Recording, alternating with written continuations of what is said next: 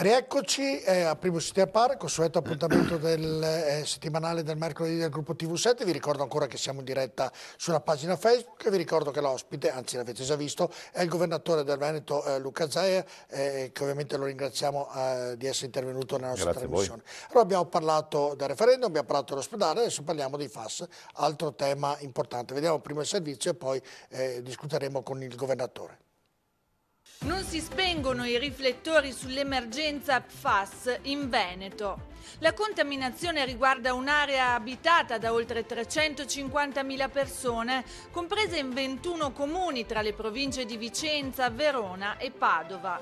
Gli abitanti delle aree maggiormente contaminate, sottoposti ad esami clinici, hanno scoperto di avere dei valori di PFOA, un tipo di PFAS nel sangue, 20 volte superiori rispetto alla soglia di sicurezza, valori tra i più elevati al mondo. Livelli molto alti di PFAS possono essere associati a forti rischi per la salute, tra cui complicazioni in gravidanza, alcune forme tumorali, colesterolo e problemi alla tiroide. Queste sostanze tossiche vengono riversate da decenni nell'ambiente dalle industrie locali, con effetti diretti sulla popolazione. Il passaggio dell'acqua contaminata ai terreni può coinvolgere, oltre alle falde acquifere, anche frutta, verdura e animali d'allevamento, che finiscono inevitabilmente sulle tavole. Il principale imputato è l'azienda Miteni di Trissino, nel Vicentino, costruita proprio sopra la falda acquifera che rifornisce gli acquedotti delle 3 province venete coinvolte. Il 3 ottobre la Giunta regionale del Veneto, dopo aver accusato il Ministero della Salute di disinteresse verso questo grosso problema, ha deliberato quelli che ha definito nuovi limiti, i più restrittivi d'Europa per la presenza di sostanze perfluoroalchiliche PFAS nelle acque potabili, stanziando contemporaneamente 1.200.000 euro, destinandoli agli enti acquedottistici per il potenziamento dei filtri nei rispettivi impianti. Il problema però diventa quello di fare rispettare questi limiti. Secondo l'Associazione Medici per l'Ambiente ISDE Italia, i valori limite proposti dalla Regione Veneto per gli PFAS non sono, non possono e non devono essere considerati come protettivi per la salute umana, ma la concentrazione di PFAS nelle acque dovrebbe tendere a zero. La soluzione potrebbe essere dunque quella di portare nelle zone contaminate acqua pulita, anche con l'ausilio di autobotti. Si dovrebbero mettere in atto tutte le azioni efficaci per garantire da subito acque salubri e pulite alle comunità esposte, ma anche a monte, evitando in ogni modo la stessa produzione di queste sostanze tossiche per l'ambiente e per la salute umana. Da dove iniziamo, governatore? Un problema, una tematica importante che questo riguarda praticamente 3 città del Veneto, in parte province, in parte solo Padova, dove c'è Montagnana, ma moltissime a Verona e parecchie a Vicenza. Ma guardi, è molto semplice la partita. Siamo davanti a un inquinamento di un nuovo inquinante, è un prodotto di sintesi, un prodotto chimico. I FAS, lo spieghiamo ai cittadini, sono diciamo delle componenti, ad esempio, che vengono utilizzate per le pentole antiaderenti, no? Certo. E sono dei permeabilizzanti che si usano ad esempio su molte pratiche industriali e così via. Cosa accade? Accade che nel 2013 la Regione del Veneto, assieme ad altre regioni, quelle che hanno il fiume Adda, il fiume Arno e così via, vengono avvisate di un inquinamento delle loro acque.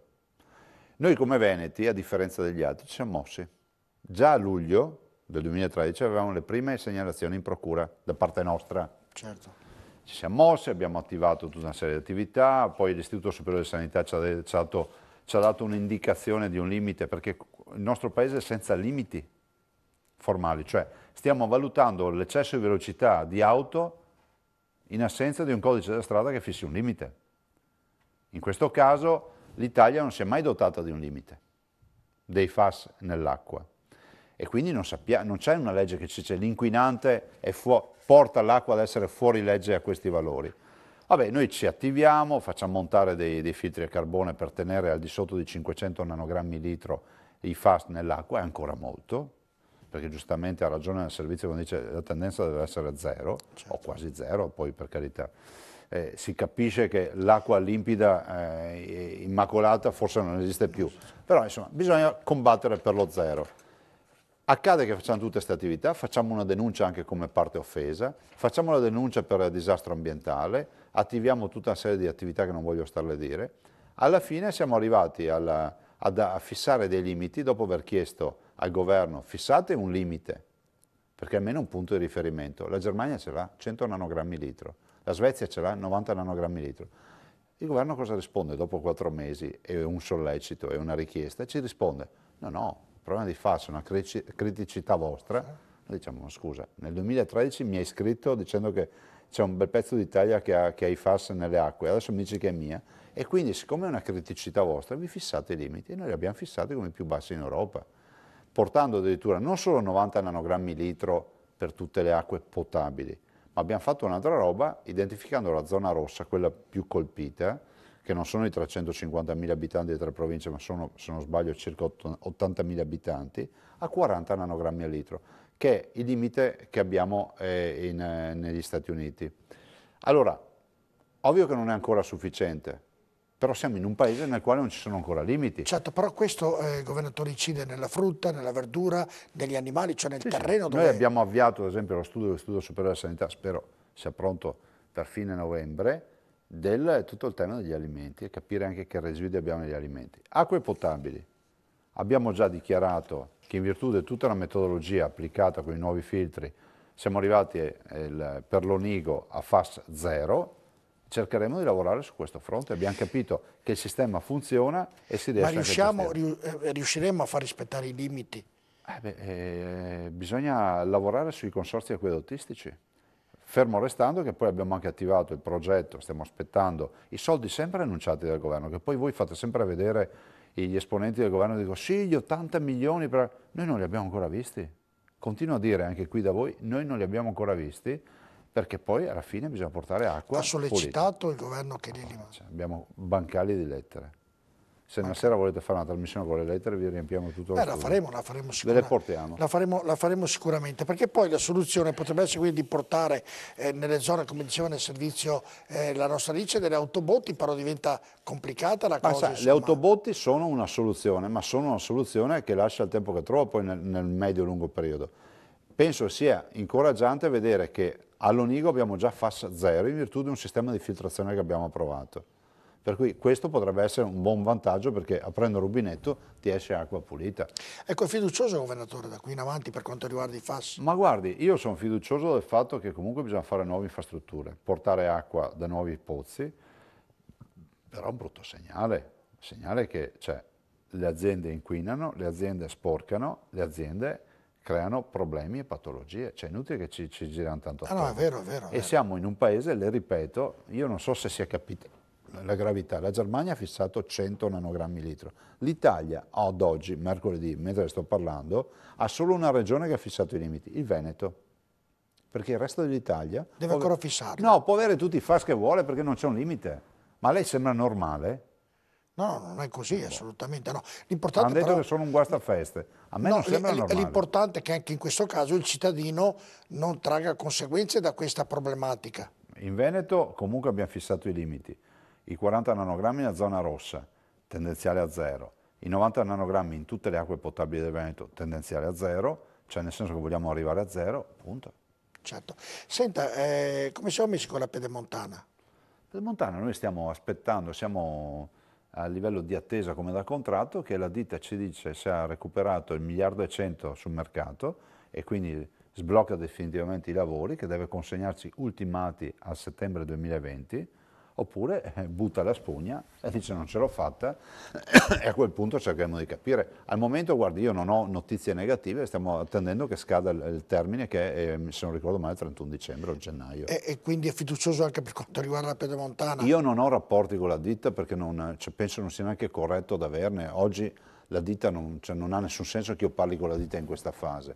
E ci comunicheranno formalmente, c'è un commissario che è l'avvocato dello Stato, che è vice avvocato generale dello Stato, l'avvocato Corsini, che fa da commissario su questa partita. Ci sono tanti soldi insomma, per mantenere questa regione, governatore? Si sa, ce ne vogliono tanti, però è altrettanto vero che questa è un'infrastruttura fondamentale, sono 94 km 500 metri, 16 comuni, 36 caselli, scusi, 36 comuni, 16 caselli, ed è un'infrastruttura che è la più grande infrastruttura oggi in cantiere in Italia. Che è nata, che è iniziata quanti È anni fa? iniziata nella notte dei tempi, i primi anni 90, l'attuale progetto oggi in cantiere è degli Ma è nata dopo, ai primi anni 2000. sempre dopo l'ospedale di Padova, insomma. Dai. Sono stati più veloci. Sono stati più veloci, è vero che questo. Va bene, allora adesso andiamo a trattare invece un tema, l'anno prossimo si andrà a votare, quindi forse vediamo il servizio e poi ne parleremo con il governatore, con tutte le alleanze, con la nuova legge elettorale, vediamola un po'. È stata approvata alla Camera la nuova legge elettorale con la quale si dovrebbe andare al voto alle elezioni politiche della prossima primavera. Il Rosatellum bis, che deve il suo nome al capogruppo del Partito Democratico alla Camera Ettore Rosato e che è stato votato a scrutinio segreto, ha ottenuto 375 voti favorevoli e 215 contrari. Una legge elettorale dalle larghe intese e che ha accontentato quasi tutti, anche Forza Italia e Lega Nord, non il Movimento 5 Stelle, però in protesta davanti a Montecitorio al grido di emergenza democratica. Superato anche lo scoglio dei franchi tiratori, risultati essere circa 35 secondo Rosato, 66 a detta di Di Maio, in ogni caso non sufficienti. La palla ora passa al Senato con l'obiettivo di portarlo in aula il 24 ottobre. Il Rosatellum bis è un sistema misto, il 36% dei seggi viene infatti assegnato con sistema maggioritario basato su collegi uninominali, ossia ottiene il seggio il candidato più votato e passa solo il primo. Si assegneranno in questo modo 232 seggi alla Camera e 102 al Senato. Il 64% dei seggi invece viene assegnato con sistema proporzionale, ossia in base alle percentuali di voto ottenute dai partiti. Saranno così assegnati 386 seggi alla Camera e 207 al Senato. Nessuno spazio alle preferenze. I partiti presenteranno piccoli listini bloccati da 2 a 4 candidati. La scheda sarà unica, ci sarà quindi un solo voto valido per lista e candidato collegato. Niente voto disgiunto, mentre ci sarà spazio per le coalizioni. Più liste si potranno alleare e sostenere gli stessi candidati. Per le coalizioni la soglia di sbarramento è fissata al 10%, 3% invece per le singole liste. Allora, governatore Zaia, sembra tutto complesso, in effetti noi lo riassumiamo, sembra che questa legge elettorale dica in due parole. La prima è che scegliamo noi chi andrà al Parlamento e chi andrà alla Camera, cioè lo scegliamo noi, scegliamo Giorgio Borile, scegliamo Luca Zaia e non lo sceglierà il popolo. La seconda è che sia stata fatta appositamente per le coalizioni contro il Movimento 5 Stelle. Questo è quanto dicono i miei grandi colleghi. Lei cosa ne pensa? Ma guardi, io in tutta sincerità non sto seguendo sta vicenda. So che bisogna andare a votare e mi sembra di aver capito che questa sia una legge che quantomeno garantirà che ci sarà un governo. Ho anche l'impressione che ci sia qualcun altro che spera sempre che non ci sia l'ingovernabilità, perché finché la causa pende rende. Punto. Dopodiché io sono sempre stato eletto con la preferenza, si figuri, parla con uno, certo. Parla con uno che non ha mai avuto il suo nome blindato, no? Ci ho sempre messo la faccia, per cui mi piacerebbe anche a me leggermi gli esponenti. Poi è anche vero, pensavo, parlando con i cittadini, che poi anche con la preferenza comunque peschi da una lista presentata da un partito.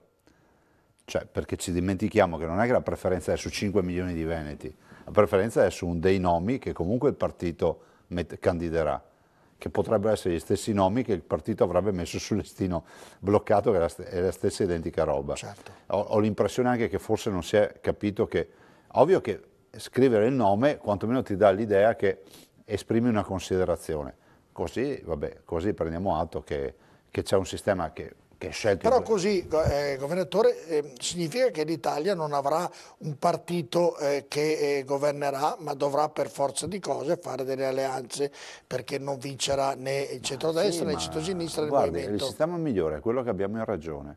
Si candidano un candidato premier, e nel nostro caso il candidato presidente della regione, e chi prende più voti vince e ha il premio di maggioranza, quindi governa, ha i numeri per governare. Certo. In Italia sta roba sembra che sia impossibile, sembra impossibile perché davvero. Finché la causa pende rende a far polemiche, rende a andare col megafono fuori dal palazzo a protestare, rende a tirare fuori striscioni, rende a far tutto. Ma intanto siamo davanti a un paese che sta sprofondando, no? Cioè, questa è la scena. Immagini solo che se la regione del Veneto fosse gestita con una legge elettorale come quella che abbiamo a Roma, abbiamo avuto fino adesso, avremo, ma penso non esisterebbero neanche più gli ospedali, la gente morirebbe per strada, Certo. perché non avremo mai una maggioranza che governa. Del resto ci ricordiamo tutti le maggioranze che si formavano col proporzionale anni e anni fa, che davano governi balneari anche in regione facendo Si vede un domani assieme a Grillo, la Lega assieme a Grillo? Ma guardi, io ho l'impressione che ci sia qualche difficoltà, nel senso che penso che sia fondamentale anche nella politica avere rispetto delle persone.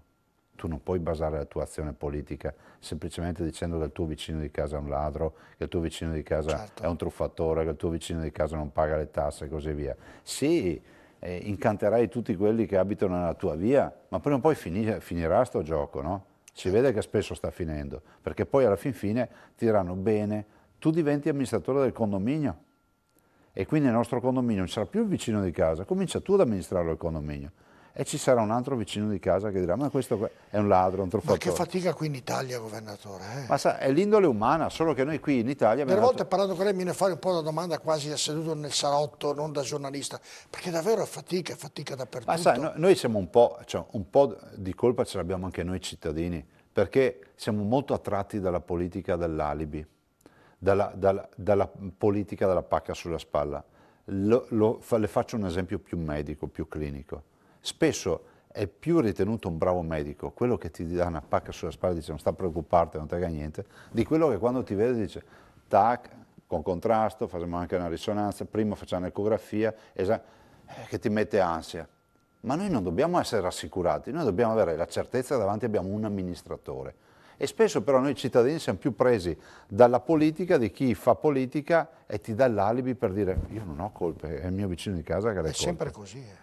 Ma così non si cresce, no? È Kennedy che disse, ma prima di chiedere cosa fa l'America per te, chiediti cosa fai tu per Ma no, me. sai una delle cose che mi dà fastidio, governatore, qual è? Che quando parlo con i politici mi dicono la burocrazia, non si può fare nulla. E io dico, ma se lo chiedo a un politico, che è lui che deve risolvermi i problemi, se non mi dà lui la risposta, chi me la dà? Certo, ha ragione. E succede così. Ha ragione, ma è cittadino, giustamente davanti a questo aspetto imbarazzante.